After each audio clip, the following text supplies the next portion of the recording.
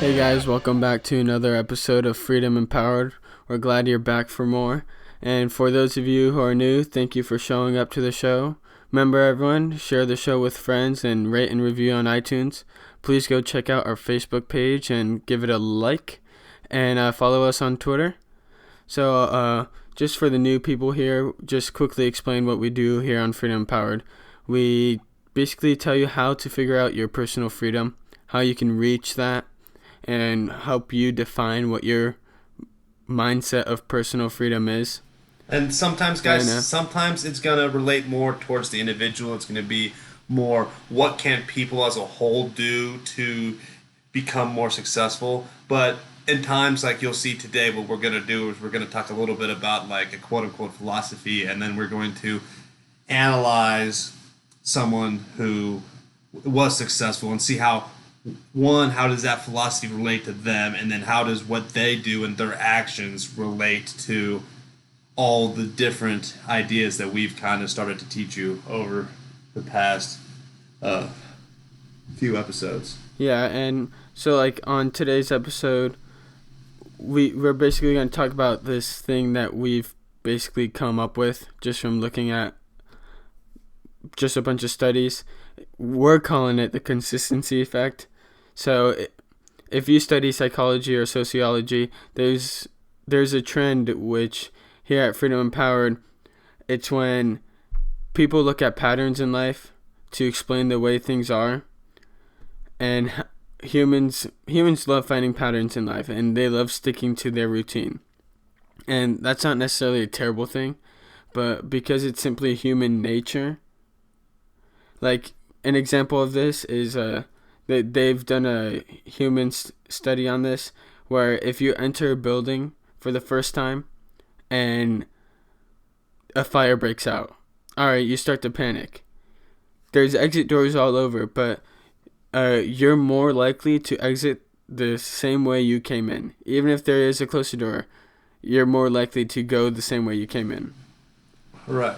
And like you guys might think that there must have like something to do with fight or flight, and like maybe like an emergency scenario, but in all actuality it could really is just something that you see across all of human nature. There's even more subtle examples, and sometimes the more subtle examples are the ones that are more detrimental because a lot of people don't even notice that they're doing it. So when it can become negative is when people start to confuse a tendency for consistency with law. So what I mean is that instead of just trying to be consistent, they're now creating mental barriers that are going to end up hindering their success. But it's actually all right because these situations are actually easier to navigate than what you would expect. You just have to, once you learn, and as we're going to show you today, we can teach you how to identify when one of these situations approaches, and then if you're able to identify it, then you can use a couple easy steps to figure out how to best react. Well, like I feel like for the first example I'm sure we'll have many examples, but wearing a helmet while you're riding a bike. So I'm sure some places say it's illegal, but I don't think it's actually a big law. It's not necessarily illegal, but it's a social norm to wear your helmet, and it serves a positive purpose, which in most cases should be followed. It helps protect your noggin. So like this is one of our examples of a positive social norm that has fallen into place because it benefits all of us. Now I'm going to try to apply the consistency effect to personal freedom and success. So it's generally correlated that hard work equals success. And this is a social norm that is positive usually. Now, how can we start going down the rabbit hole? Hard work isn't supposed to be fun. Or hard work usually means investing a lot of time. The more time you invest, the harder you're working. This is where it starts to become negative. And I'll explain. Like, why can't you work smart, not hard? Why can't you focus your energy towards something that you love? I was just going to say like another one, because we're talking black or white here, but there's also something in the gray area. Like in today's culture we say you have to go to college to be successful. That's definitely a gray area because in a lot of cases it is beneficial to go to college. But depending on what you want and your own personal idea of freedom, you might not need to. So, as we talked about, you guys know that our four tenets of freedom, or four pillars of freedom, my bad, is freedom of finance, freedom of action, freedom of movement, and freedom of thought. And I think that this really hits home on the freedom of thought pillar. So, when you end up confronting one of these that are in the gray area, and there's really no clear decision on what is like the best choice, you're going to have to make that decision based on how it fits your individual plan. And I think the key when you're confronted with these situations is first you ask, is it a legitimate rule or is it simply a social norm? And then once you answer that question, if it's a social norm, then the next question, is it positive or negative? And then after that it'll be, how does this correlate to, my specific path that I've like laid down for my life? Well, like I feel like when we talk about these norms, a lot of people get the idea that work is for work and home is for play. So, for example, so there's people who go to work and they give it 110%. It's probably not something that they enjoy doing every day, but hey, it's work, they get paid. And then when they go home, they just relax and they're home for play. So, like, why not come home, work hard on something that you actually want? So, like, basically what I'm saying is, why not invest a few hours each week after work into something you enjoy or pursuing your dreams? It's something that you don't hear of except for all of the successful people who, all of the Amazons, Jeff Bezos, Ubers, all of them, they were all working normal jobs, but when they got home from their normal jobs, they pursued their dream. They put in those extra hours each week, and it's just not something that we really see today. You know what I mean? Right, and I think that one of the things that really interests me is people's brains will actually turn off when they're at home. Like your brain is pretty powerful, and on the subconscious, it'll like do things that benefit your routine or whatever. So if you're in one of these situations, when you're at work, it'll be on and it'll be like up and running, and then when you go home, it'll kind of like go into like a safety mode and start to like turn off its creativity and start to turn off its a couple of its motors and kind of just take it easy and relax. And I think that, so one of the things you can do when he's talking about invest some of your time into your own dreams, he's not saying that you have to go home and grind, but simply if you sat down for, maybe 10 minutes a day, pulled out a piece of paper and actually started writing down what you were interested in, your brain would start to be like, hey, we got to be on while we're at home. And your brain will start to subconsciously do the work for you. I know for myself, if ever I'm trying to focus on a certain idea, what do they always say? Sleep on it, right? Because you go out there and you study something, you might not understand it, but you sleep on it, and your brain actually works while you're asleep. So it's more of a like just putting yourself in a mindset to say that, hey, I want to be in a creative mindset. I want to be in a mindset where my brain works for myself. And it's kind of cool, but your brain will kind of do it on its own subconsciously. Well, I've always felt like a good way to look at life is look at it like a game. So that's how I've always looked at it. When you play sports, you look at it as a game. Everything you do, it's a game. When it comes to schooling, math was one of my favorite subjects. I basically looked at that as a game. They give me a problem, I find the solution, that's the game.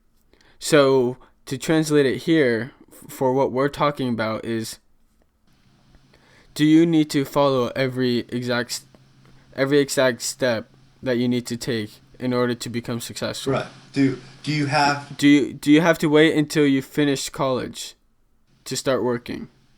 Right. I mean, you can even break it down a little bit more simple than that. I mean, if life's a game, there's cheat codes in games. Why can't you just use a cheat code to get to where you want to go? You know what I mean? Like you, if so, that's the first step, and we talk about it on here on our show all the time. Is the first step is defining your own the definition of personal freedom. It's finding out what you want to do. Well, I feel like before we move further with where you're taking this, I feel like it's important that we just tell the listeners here that try to have that mindset that life is a game, that there's a winning and losing, and you should always be It's going true. towards winning. I feel like And I that's think important. that if you think of life as a game, and when you confront failures or you confront difficult situations, and you just look at it as a necessary part of the game, it's hey, you just lost at this level or something like that, and you're going to go and redo it. The stress starts to fall out of it. You start to, the horrors of failure start to kind of like fall away, and I think you'll be able to be way more productive because of it. Because I think so many people fear failure so much that they either don't even try things because they're afraid of the failure, or Yeah, no, I know exactly what you mean, and so basically, you don't need to be an expert in your field. I think when we talk about this game, you don't need to start off as the best. You don't need to be the best at a certain part of the game. You just need to know how to. You need to know how to work the right, you game. power up as you go. And an example of someone who we've thought of really maneuvered and really worked the game called life is Walt Disney. I'm sure you guys have heard of Walt Disney. Who's Walt Disney? He you No, don't know who I'll Walt tell Disney is, I'll tell him a Mason? little bit about Walt Disney. I actually find him pretty interesting. But so Walt Disney, he was born in Chicago in 1901, and uh, he was extremely interested in drawing, and which would later like grow into him having like obviously having a career in illustration. But back in his early 20s, he was working as a small time illustrator. But in the early 20s, he moved to California to set up Disney Brothers Studios with his brother Roy. And then I'm just going to kind of go through and give you guys the highlights, and then we can break it down later. He developed Mickey Mouse in 1928, which was his first real success. And start to where his life got a little bit more complicated was when he created Snow White and the Seven Dwarfs in 1937. So this is where you start to see a couple things happen. You start to see him networking, so he's starting to learn how to play the game and not necessarily knowing just one path in the game, but how the game works overall. And you also see him start to take massive risk. Yeah, so this is where he went from, hey, I'm good at drawing, I'm good at being an illustrator, and I'm going to excel in that. But now he's starting to say, hey, I think I can do more. I think I have the vision to do more. I might not have the skills, but I understand how this game of life, this game of success, this game of, the entertainment industry works. And if I can gather all the correct pieces and learn how to make them work in the game, then I can be massively successful. And when we go and talk about him taking massive risk, you'll find it pretty interesting. But when he created the Snow White and Seven Dwarfs, many people in Hollywood called the project Disney's Folly. I know it's kind of like an outdated term, but apparently back then that was quite the insult. It was the first feature film made in full color and sound, and it cost them $1.5 million to produce. So maybe today for a film that's not a lot, but back then that was 3 times the operating budget that they had set aside. He did a couple different things that were kind of over the top. He sent a team of animators to all sorts of special schools to learn new techniques. He brought real animals into the studio so his animators could see how those animals acted and just observe their behavior. And he also he wasn't the inventor of it, but he's the one who made the first fully functional and actually utilized the multiplane camera, which what it did was it made the perception of depth in film possible.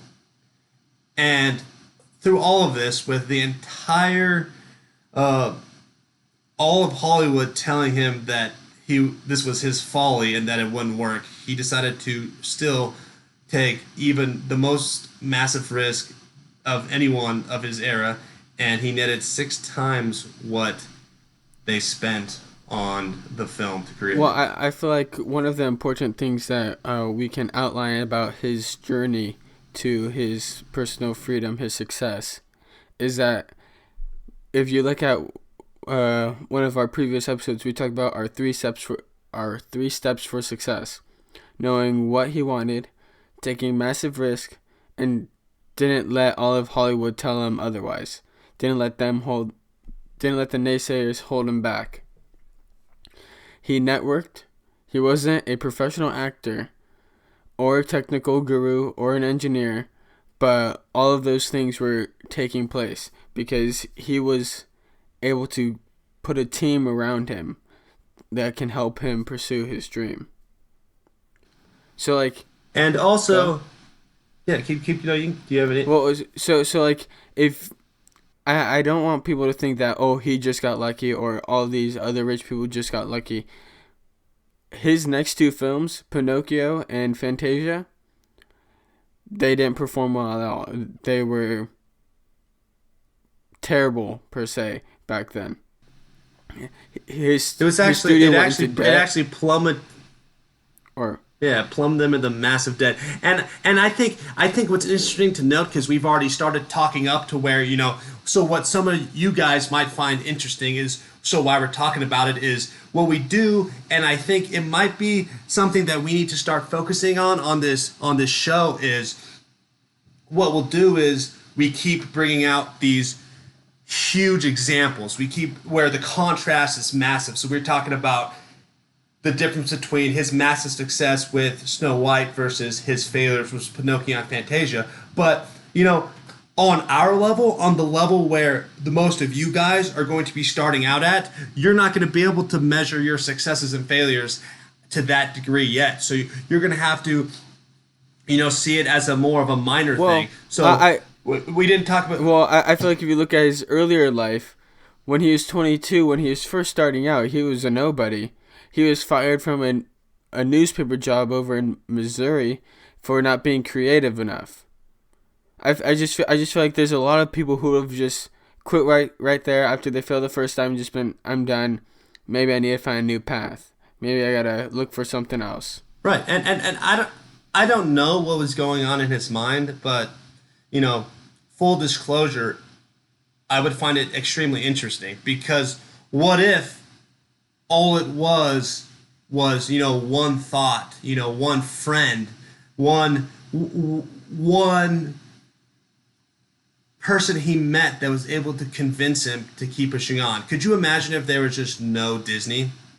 I don't know. I don't know if he was a gung-ho innovator who was going to be stopped, was going to never be stopped at all costs, or if maybe he just happened to find the motivation that one day to push through. So I think my point here is that if you guys are feeling like, hey, I want to do my own thing, I want to keep pushing forward, but like I actually think my motivation is falling through, don't think that you can't end up just like Walt Disney or just like any of these other people simply because you have some self-doubt, because I think that he probably did the same thing. I know I read about it when I was reading up on him. It did talk about how he was a quote-unquote shy person, and he did, kind of doubt some of his ideas. So, what made him persevere through it. I don't know if it was all him, maybe it was people around him. So that's why we go back to networking, is that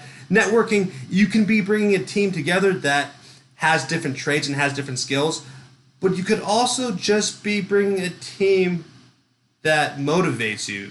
You know what I mean? Maybe you don't need a technical partner. Maybe all you need is a family member or close friend to just join you on your journey, to just be there to motivate you. Maybe you're the one with the technical expertise. I mean, how many of you out there are experts with technology, some sort of computers or something like that, and you're the one with the technical expertise, but you just don't have the motivation to go out there and do it on your own. So maybe what you're looking for is not to build a team of experts, but simply to find yourself a motivator. And I'd like to think that that's pretty much what we're here to help you do, is we're here to be your motivator. What do you think about that, Nick? Well, like when talking about Walt Disney, he wasn't anything more than just a skilled artist and animator. He wasn't anything more than that. But his team that he networked with helped him bring his vision to life. They revolutionized the entertainment industry. They created Disneyland. And Disneyland in itself is just a crazy story how he came to that. He basically got a team and he sent them to amusement parks all They were across the called country. the Imagineers.